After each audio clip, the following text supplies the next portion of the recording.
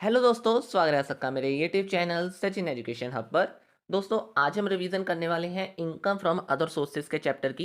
ये थोड़ा सा छोटा चैप्टर है जिसमें जल्दी हम सारे कंसेप्ट को कवर कर सकते हैं।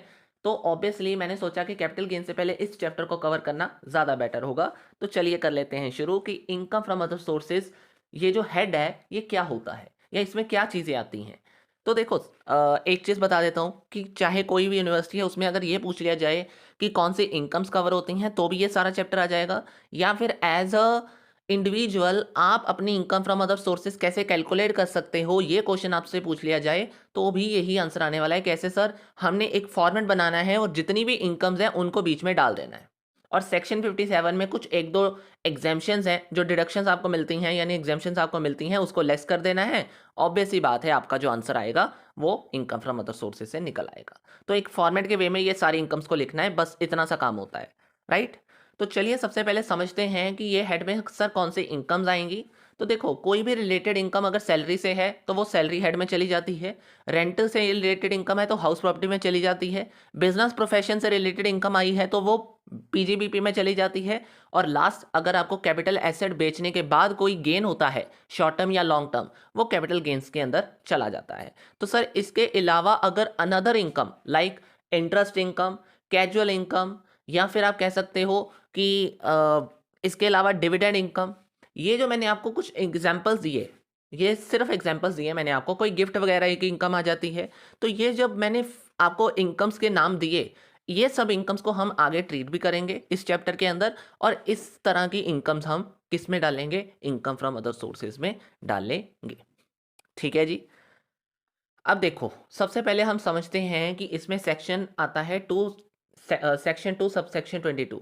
सर डिविडेंड इनकम, ये ना पहले कुछ होता था टाइम जहाँ पे डिविडेंड इनकम को टैक्सेबल नहीं करते थे। इंडियन कंपनी से अगर आपको डिविडेंड मिलता था तो वो टैक्सेबल नहीं माना जाता था।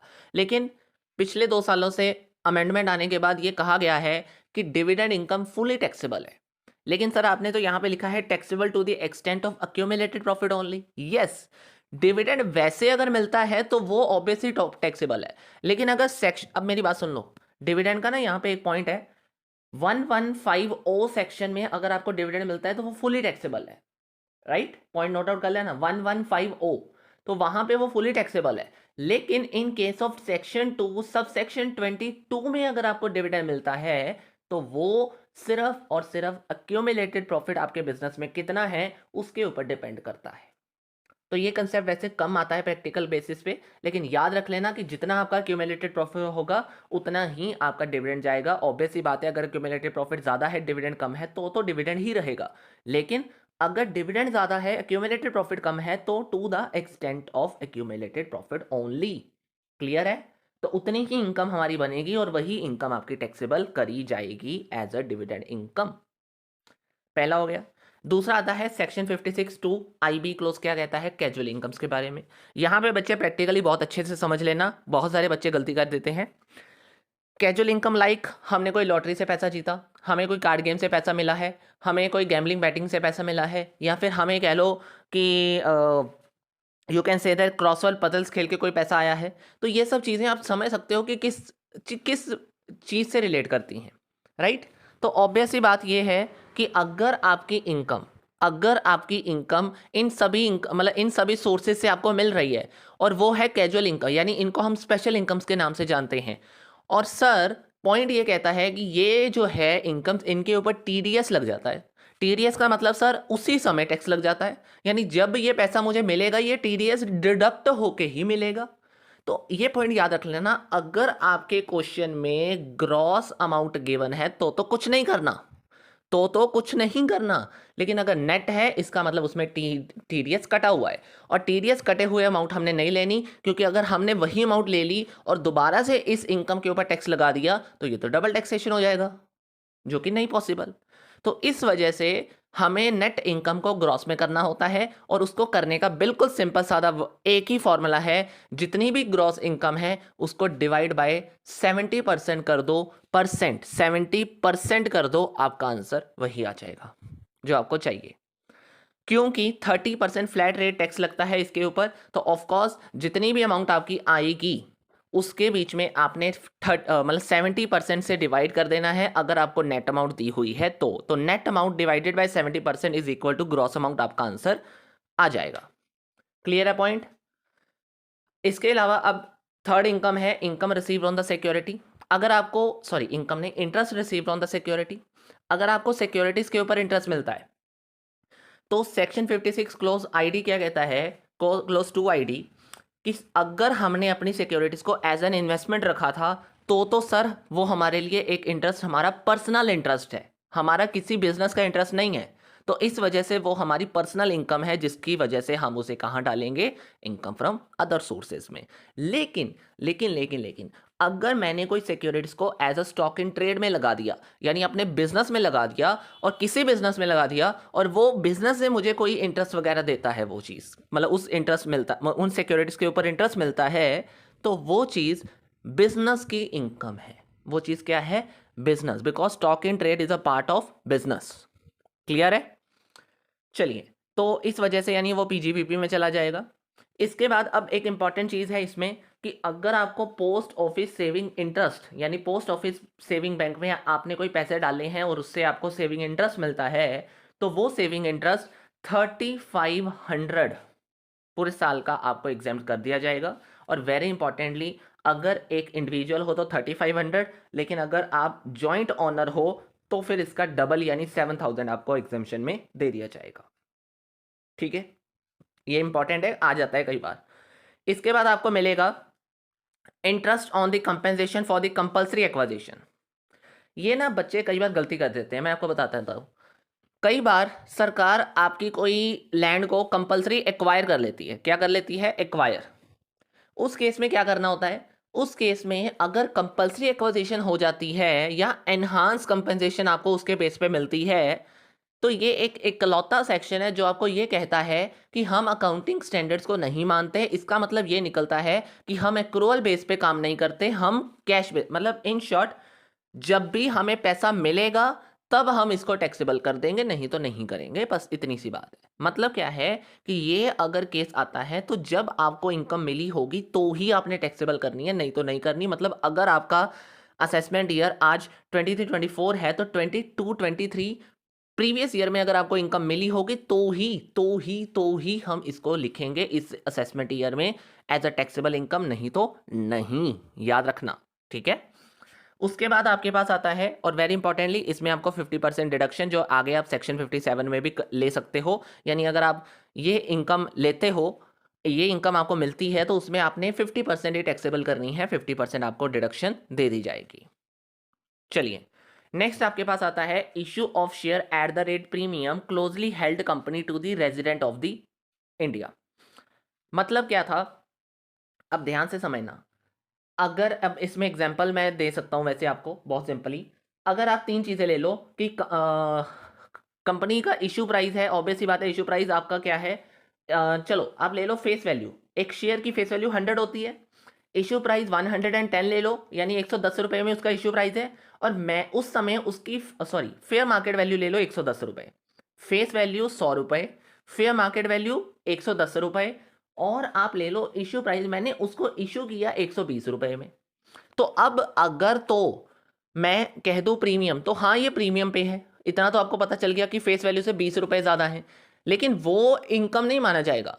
इनकम वो चीज़ मानी जाएगी जो उस समय मार्केट प्राइस चल रहा है, अगर हमने उससे भी ज़्यादा अपना इश्यू प्राइस रखा हुआ है तो वो हमारा क्या माना जाएगा, premium as a income under section 56। तो याद रखना कि अगर आपके जो इशू प्राइस है वो फेयर मार्केट वैल्यू से ज़्यादा है, और जितना ज़्यादा है, 120 रुपये का ना फेयर मार्केट, सॉरी 110 रुपये फेयर मार्केट वैल्यू, 120 रुपये इशू प्राइस, तो 10 रुपये आपकी एज अ प्रीमियम इनकम इसमें आ जाएगा, एक शेयर का प्राइस।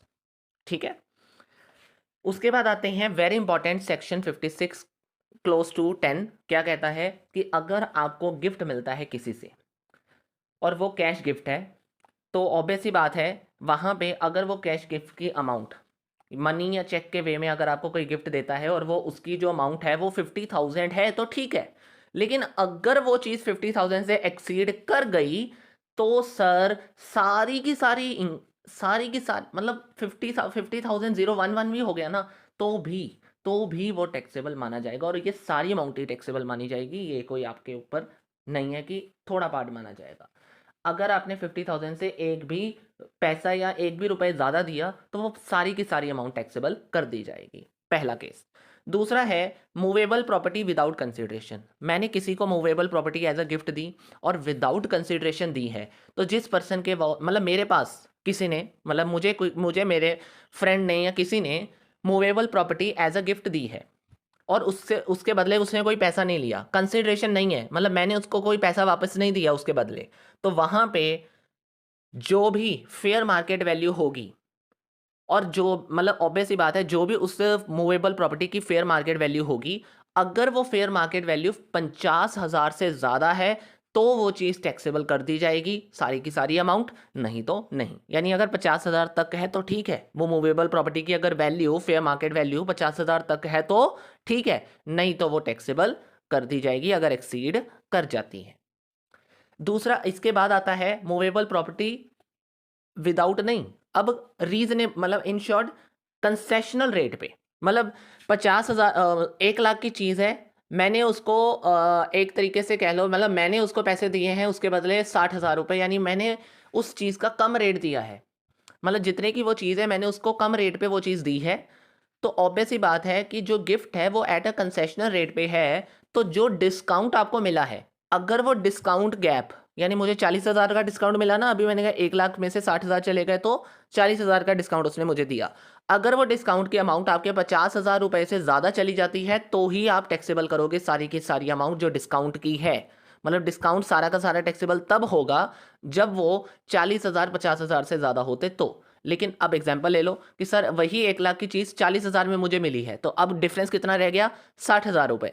तो 60,000 का जो डिस्काउंट मुझे मिला है वो 50,000 से ज़्यादा है, तो इसका मतलब पूरी की पूरी 60,000 की अमाउंट मेरी कहाँ चली जाएगी, टैक्सेबल इनकम। क्लियर है। इसके बाद आते हैं इमूवेबल प्रॉपर्टी। अगर मुझे फ्री में मिली है, यानी मैंने कोई पैसा नहीं दिया, तो वहां पे स्टैंप ड्यूटी वैल्यू अगर आपकी 50,000 रुपए से ज़्यादा हुई तो वो सारी टैक्सेबल है। सिंपल सी बात है, कोई इमूवेबल प्रॉपर्टी उसकी stamp duty value 1 lakh 2 lakh तो होती है, तो ऑब्वियस सी बात है अगर मैंने बिना पैसे के, मतलब बिना कंसिडरेशन के वो चीज़ ले ली या मुझे एज अ गिफ्ट मिल गई, तो मेरे लिए वो सारी अमाउंट ही टैक्सेबल है क्योंकि वो 50,000 से ज़्यादा है स्टैंप ड्यूटी वैल्यू। ठीक है। इसके बाद अगर मैंने without consider sorry at a concessional rate पे, वही एग्जांपल ले लो डिस्काउंट वाली, लेकिन इस केस में आपको याद रखना है, इस केस में कुछ चेंजेस हैं। क्या है सर, कि अगर डिस्काउंट की अमाउंट ज़्यादा होती है अकेले 50,000 से नहीं, अब पहले कंपेयर करो 50,000 और कंसिडरेशन का 10%, और सॉरी एक्चुअल कॉस्ट का 10%, मतलब जो उस इमूवेबल प्रॉपर्टी की एक्चुअल कॉस्ट है उसका 10%, और या फिर 50,000 रुपए, इन दोनों में से जो भी अमाउंट ज़्यादा होगी उस ज़्यादा आई अमाउंट को कंपेयर करना है आपने डिस्काउंट के साथ, और अगर डिस्काउंट उस ज़्यादा आई अमाउंट से भी ज़्यादा है तो टैक्सेबल कर दिया जाएगा, नहीं तो नहीं किया जाएगा। एक बार रिपीट करके सुन लेना ये चीज़ को, ठीक है। चलिए अब बात करते हैं कि इसमें एक अमेंडमेंट आ गई थी, याद रख लेना, अगर आपके क्वेश्चन में कहीं पे वर्चुअल डिजिटल एसेट आपको मिलती है तो वो भी इनकम फ्रॉम अदर सोर्सेज का ही पार्ट एज अ गिफ्ट माना जाएगा, याद रखना। ठीक है।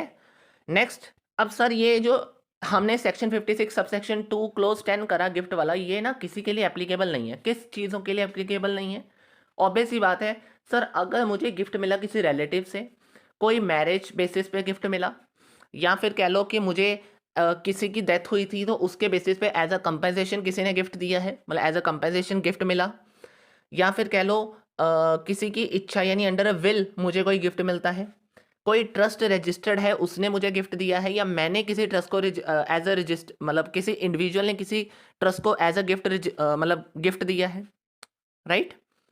तो एक एक ना इंपॉर्टेंट पार्ट आया है इसमें, याद रखना कि अगर मनी रिसीव हुई है एक इंडिविजुअल को उन खर्चों के रिगार्डिंग जो उसने कोविड-19 में अपने या अपनी फैमिली के ऊपर किए थे। अब सरकार ने क्या किया था, ऑब्वियस सी बात है ना, कोविड-19 के केस में ऐसा हुआ था कि मनी जो है हमने एक्सपेंस खर्चे किए थे, तो सरकार ने कहा था कोई बात नहीं, आपका खर्चा हम आपको वापस कर देंगे जितना आपको लगा है।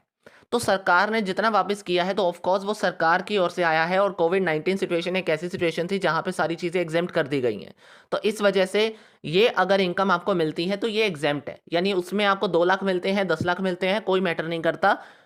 50,000 की लिमिट वहाँ पे एप्लीकेबल नहीं है, वो फुली एग्ज़ेम्प्ट है इस पूरे सेक्शन से। ठीक है ना?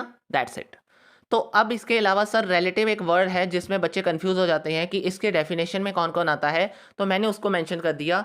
और सिंपल सी बात है, कोई भी ब्रदर सिस्टर आपका, या आपके मतलब आपका स्पाउस यानी आपके हस्बैंड या आपकी वाइफ, और उस आपके वाइफ का ब्रदर सिस्टर, या फिर मतलब कह लो आपका ब्रदर सिस्टर, या आपके हस्बैंड का ब्रदर सिस्टर, या फिर कह लो कि आपके पेरेंट्स के ब्रदर सिस्टर, यानी आपके मामा मामी, ठीक है ना? या फिर आप कह लो कि भूआ, फूफड़ जी, ये सब चीज़ें जो है ना, ये सारी डेफिनेशन इसमें आ जाती हैं।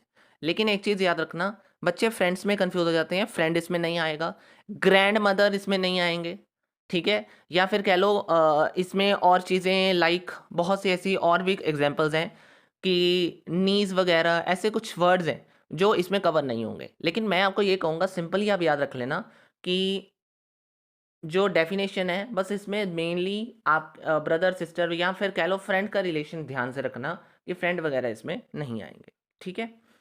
अब लास्ट में आपके पास इसमें कवर होता है कि कौन सी डिडक्शंस इसमें कवर होती हैं। तो डिडक्शन अंडर सेक्शन 57 आपको बताया गया कि जितनी भी इनकम आप लिख लोगे, ऐड कर लोगे, उसमें से आपको कुछ डिडक्शन अंडर सेक्शन 57 मिलेंगी।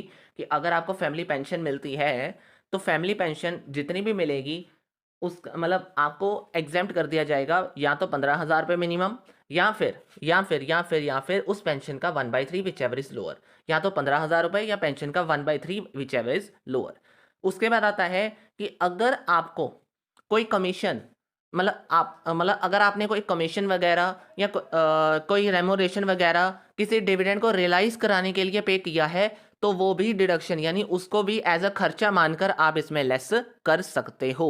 मेरी बात याद रखना, सिर्फ कमीशन और रेमोनरेशन, सिर्फ कमीशन और रेमोनरेशन, डिविडेंड का एक्सपेंस बीच में नहीं आएगा। कोई एक्सपेंस वर्ड लिखा आता है वो नहीं आएगा, कमीशन और रेमोनरेशन ओनली आएगा, ठीक है? और वो भी डिविडेंड को रियलाइज कराने के लिए, ना कि किसी और पर्पस के लिए।